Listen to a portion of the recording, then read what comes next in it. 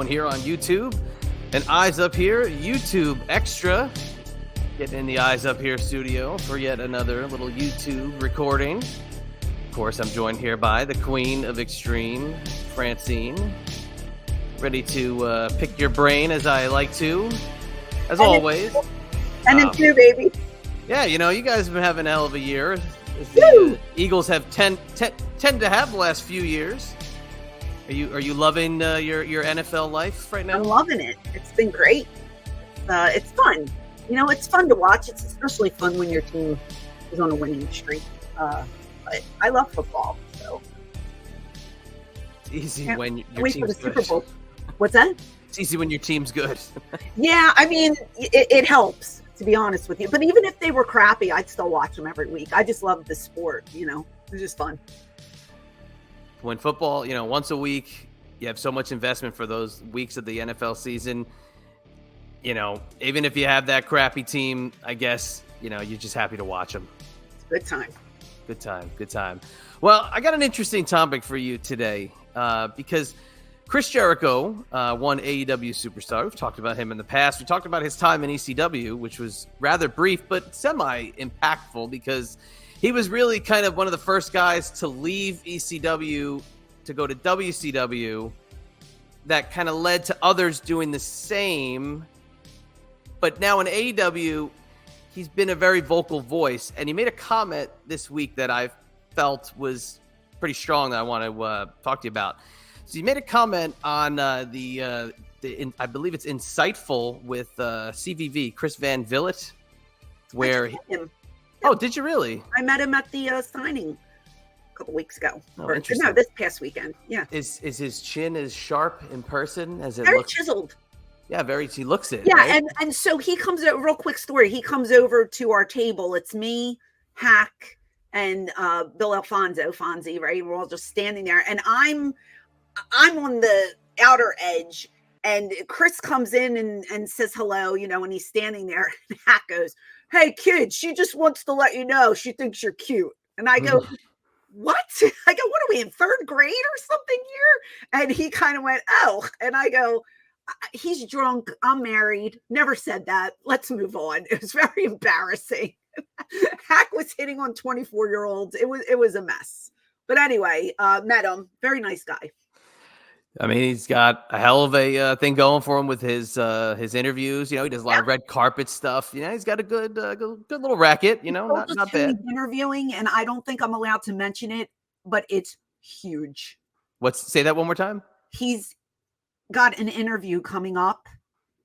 Huge star.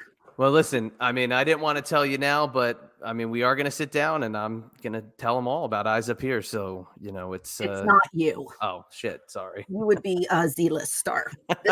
This is an A-pluster lister star. Interesting. It's When he said the name, I was like, what?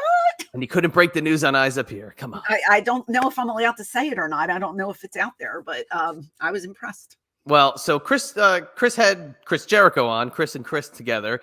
Yes. Chris Jericho said this: "I think everybody could use 6 months working for Vince McMahon because that's where you really understand what wrestling is, the wrestling business and how the business works." Okay.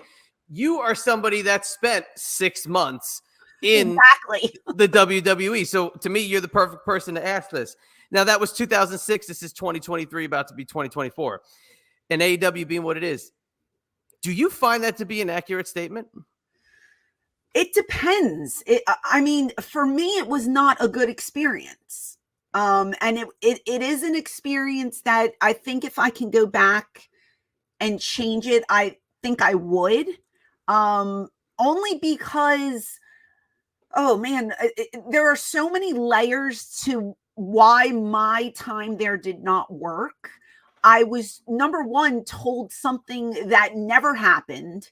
You know, when they present the contract to you, there's a pitch, right? Everybody gets this pitch, what they think you're going to do and blah, blah, blah. And I was told that I was going to be this manager to the stars, and the guy that I was going to be with is going to get the belt, and it's going to be the same run that I had in ECW. And I might have to be a mouthpiece because maybe he doesn't talk as well, and because at this time I'm 13 years in the business, so I'm a vet, right? And I have all this experience, and I'm just put over to the point that I'm thinking, okay, this could be a cute little run, and if they give me the ball, I'm going to run with it and it's going to work. And then I sign my deal and I get there and none of it is true. There are rumors I'm supposed to be with Test, which to me would have been great because he was a massive heel at the time. And, I just felt like we could play off each other well. That wasn't even brought up to me. They had no clue what to do with me and they were befuddled. And what are we supposed to do with this girl? Oh, let's just throw her in bikini contests because, I've done so many of them in the past, which I think I've done one my whole life. You know what I mean? It just infuriated me because you have these girls, and no disrespect to them, but they were being pulled off of either a diva search or out of catalogs, and they had no experience whatsoever, and they're getting thrown in the major storylines. And this is not me hating on them per se. This is me hating on the office. You have people who are established workers who were never given a fair shot. And I feel like I was one of those people. And again, I didn't politic. I was told I should by the office. I never did. I kept to myself. I got heat for it. I feel like I had a lot to offer. I told Vince McMahon to his face, let me bump from the guys. We don't do that here. Let me do this. We don't do that here. It's like, what do you do? What are you capable of doing? I know this isn't ECW, but you have a person who is willing to work and you're not letting them do a damn thing. So I feel like my time there was a big waste. A big waste. The only thing that I took from that experience was the close friendships that I made. One being with Shelly Martinez. I'll say it until I die. That was probably the best thing that happened.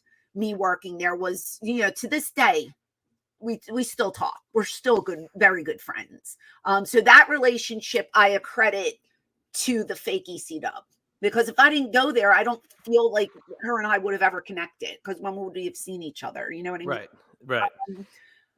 But I, for some people, it's a learning experience, especially if you're younger in the business. It will help you grow. So I can see where Chris is coming from. But I think it depends on the person and the situation, where they're at in their career, how old you are. For me, I don't really feel it was necessary. But I did it because it was my last big run. Right. And, you always have to take a chance. I always say, take a chance because you never know. Maybe it could have been a great experience. You don't know until you try. But for me, I feel like it was a failure. And I don't think that was my fault. I don't blame myself. I blame the office. Because I just feel like they did not give me a fair chance. They didn't give me an opportunity. Maybe I wasn't vocal enough. But sometimes when you're too vocal, you get heat. Exactly. So there's a line, like it's a double-edged sword. How much do you have to do to get noticed? What will you do to get noticed? Me, I wasn't doing anything. I'm not that type of girl. I'm not going to go in there and rub my chest down and stand in front of the guys with my boobs hanging out. I don't do that kind of thing. It's not me. If that's your cup of tea, then by all means, go for it. Yeah, I mean, we've well documented everything that you've said in different parts, and you just kind of brought it together. But I think maybe he needed to clarify what you need to learn when you go there for 6 months. Is he saying you need to go there and learn a certain type of ring style? Because people say the WWE ring is different than any other ring you're going to be in. Is he saying you need to go and learn the production side of a WWE television show because their production style is like no other? Is he saying you need to learn from the agents or the producers that work there because they kind of breed a different crop of backstage worker and backstage environment? So maybe he needs to kind of fine tune the statement to pick out what he's referring to that would give the person who's reading that a better indication of what he's meaning? Maybe because not everybody gets to learn production. I learned production in ECW because Paul let me come up and sit in the studio while he put together the show. So I was able to see how the show was placed, what goes where, how he did the certain music, how he lined it up to, punches. Like, he let me sit in that room with him as he created that hour of magic. I don't think Vince would let me go to Stanford and watch them put together a show or, see how the office is run. Like, you don't get those kind of opportunities there unless you are a huge name or you are related to somebody or someone. I always said, and a lot of the boys have said the same thing, if you are not homegrown, they treat you differently. And that's my experience. And that's a lot of the guys' experience. We all went in there as vets. We all had all this experience. We were already on television, on pay-per-view. We didn't go in with a chip on our shoulder. We went in willing to work. But I would say if there were 20 of us, 17 of us did not get the opportunity to expand and grow and adapt to their schedule and the way they do things there. It wasn't that I didn't want to. It was that they didn't give me the opportunity to. So maybe Chris is just saying, because that is the top company, this is like the epitome of how a business is run, right? And maybe everybody could benefit by seeing how the WWE is, why they are on top, why they are where they are, how management does things, just being in that locker room, you can get a sense of who you're supposed to kind of lean to, who's in charge, who you should pretty much stay away from. You know what I mean? Like, there's just little tells everywhere. It is like walking on eggshells. There is a glass ceiling there. I was never comfortable in my own skin. I felt like I was being watched left and right. It is paranoia. It's a sense of paranoia. And that is why most of the time I sat in the locker room with a book. Again, that's how I started my career in ECW. I brought a book. I didn't want to get in anybody's way. And then Sandman hollered at me for reading. So I put my book down and I got in front of the monitor. This time I would go in front of the monitor and no one even cared. So I was like, you know what? I'm going to go read a book. I would go and I would leave and I would read, or we would try to escape out the back door, because that's what we did. But it's, it's good to work in different atmospheres in different companies so you get a sense of the business. Everybody runs things differently. And we've said it a million times, Tony Khan is not Vince McMahon. No. He runs his ship differently than Vince McMahon runs his ship. Scott D'Amore over at Impact, he probably is completely different than, how Vince McMahon runs his ship. Everybody has a different, Billy Corrigan, everybody has a different way of, building up their talent, working, producing a show. So it's good to work in different places and get an opinion and learn. I learned that I am not WWE material and I never will be. And that's okay, because not every puzzle piece needs to fit there. You know what I mean? It's absolutely, yeah, you go off. I always said the grass is not always greener on the other side. I bet you the Impact locker room has probably the most, and this is, of course, fan speculation on my part, like true to the old school feel because of who's in it. You still have some of the guys who are from that old school actively working, right? Yeah. So I'm sure it's probably still got that feel. The WWE locker room has turned over a lot, and the guys that are in it now are the guys that kind of wanted to change things from that old school guard that, they're like, maybe some of these things that were traditional to what we saw coming up, it ain't really kosher anymore. We got to change it. The AEW locker room, from what we've heard when people depart, is not really, some people's cup of tea. But again, is that why you should be in WWE for 6 months, to get the vibe of another environment? I think you should work as many places as you can. Not just WWE. It just work. Just go out there and try and work. and see where you end up. Not everyone's going to make it to WWE. You know, everybody, probably 99% of the people out there want to make it to WWE. I never did. I just kind of was thrown over there and it just happened. Everybody aspires to get there. And sometimes when you get there, you don't want to be there and you want out. Other people love it, think it's the greatest place ever. And that's okay. If that's what you dig, then by all means, go for it. You know, it's just a blessing in 2023. We aren't stuck with, having to be with just one company. Yes. And back in the day when Vince was the only show in town, again, there were 42,000 workers that were just trying to get on as many indie shows as possible just to, display their craft and do something that they love. And now that there's so many companies, maybe the money isn't the best in D, but it's somewhere to work and it's getting your face out there and it opens you up to doing other things. That's not such a bad thing. You know what I mean? So to me, I think it's pretty cool that there's so many, and you can rate them in tiers if you want it to. Everybody still says WWE is going to be the top tier, and then you have your AEW, and then you probably have, what is it, Impact, and then maybe NWA, and then you have your MLW, and then blah blah blah blah blah, goes down the line, right? Any exposure is good exposure, in my opinion.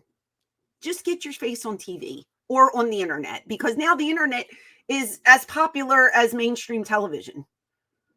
Look at all these YouTubers that have become millionaires because they can produce a video. YouTubers have toy lines in the toy sections of every toy shop now. You don't even have to have any talent to make money in the world. You don't have to go to college. You don't have to, have goals in life. Sometimes you just put out a video and you can make $1 million. It's amazing how things have shifted in the last 30 years of our lifetime. I don't know. I don't know where Chris was with that tweet. I think it comes from. This was a comment in this. This was the comment in Chris the podcast. Van Vilt's thing or whatever. Is that how you say his name? I call him Villet just because that's how I see it. I see it how I say it. Or I say it how I see it. Villet. I don't care if it's Villet, Villat. I don't care. It's Villet to me. I'll call him CVV. CVV. Just don't call him late for dinner. Yeah. CVV's interview. But I just feel like he was probably trying to say it's a good learning experience. Just, but not everybody's going to get 6 months there. Right. There are tremendous workers out there who will never make it to WWE. Now, let me ask you this, because again, I had a different experience being on the office side of things, more corporate related. You're dealing with insurance, you're dealing with, obviously you guys were not, but you're dealing with different corporate related, human resource related things. Now, not a lot of wrestlers may work in environments that deal with that kind of stuff. Is this something that you could be referring to, that you're going to work in an environment that is different because it's more run like your traditional huge company? You go work for Target, you're going to work in a giant entity that's got a human resources department, and it's got 401k, and it's got this, and it's got all these perks that you can attain to. Is this what he's referring to, that this is the only game in town that you're going to get that offers these perks? Again, I don't know, because when I was there, I didn't go through that. Right, because you're 1099, so you are completely just not even being offered anything. There was one point where I remember they were doing the urine test, and everybody had to take a urine test, and they come up to me, they go, "No, you don't need to take one." Literally. And I was like, oh, is that a slap in the face? Like, I'm not even important enough to take a urine test. You know what I mean? Like, I was like, okay, we're gonna save the $9.99. Yeah, we don't need that for you. And I was like, that's fine. And again, I was never a drug addict or anything. They wouldn't have found anything in my pee, but I was just like, damn. And I went there, I worked, I came home. That was the gist of it, hung out with the girls. It wasn't really partying, I think I went to the bar twice in the whole 6 months I was there. It was kind of like I just worked and came home. That was it. So did I learn anything while I was there? Not really. Kind of learned that if you politicked, you might get a better status, so to speak. I don't know. But again, I just kept to myself, did my deal, and was not used at all. And it was not a good experience. So. Okay. Well, there you go. There was Francine's 6 months. Thankful for the opportunity. Oh, very nice. But I feel they dropped the ball. Fumble! I completely agree. As somebody who is a fan of the old ECW, when you heard who was coming, when you saw who was being signed, and they were releasing the originals, the ECW originals, who was going to be there, you got excited, and then the little pin in the balloon just inflated it, and the fart little noise started going all around you because it just sucked. They didn't use me for like months, right? And just house shows. And then we're doing TV, I think, in New York. I'll never forget this. I was sitting right next to Shane McMahon in front of the monitor, and we did a pre-tape. I wasn't in the pre-tape until Paulie tells Vince McMahon, do you want a pair of boobs for this pre-tape? And Vince was like, okay. So Paul sent a runner. I think I was like sitting, I don't know where I was. And they said, come downstairs. You're going to be in this promo. And I wasn't supposed to be in it. And it was the promo where Paul walks through and everybody turns their back on him. I don't know if you remember that or not. Yeah, I remember it. Yep. That was the first time I was ever seen on television. And I got the loudest pop from the live audience. And I remember Shane McMahon, because when we were watching it, you heard them. And Shane looked at me and went like this. And I just went, and that was it. And I'm like, okay, so Shane heard that. So maybe something will happen. Nothing happened. Like zero. Shane McMahon, I love Queen of Extreme. McMahon. Love Shane McMahon. But yeah, he was impressed by the pop. And then that was it. And I was like, okay, thanks. Remember it well. So. Terrible. All right. Well, 6 months, we'll wrap it up here. And I'm sure we'll revisit it again when something else comes up about it. So I'll be back to you in 6 months. Okay. Yeah, exactly. My time is here. All right. Well, the march to 10,000 subscribers is on. So please, if you haven't done it already, please click subscribe and help us get to that milestone by the end of this calendar year. We're just knocking on the door and we want to kick through it. But before we kick through it, we'd like to just politely open it. So if you haven't done it already, please subscribe. Yes. So many people watch our videos, but don't subscribe, and it's free. So just hit the subscribe button, ring the bell, and make me very happy. Yes. All I want for Christmas is a subscription from you. That's it. And if we are greedy, we would ask you for a membership, but we'll start with your subscriptions, and then you dip your toe into that, and you'll get the membership afterwards. It's like a good marriage. So, it's all good. But we will catch you next time here on YouTube for this Eyes Up Here YouTube exclusive for the Queen of Extreme. This is the Chadster, and we will catch you on the flip side.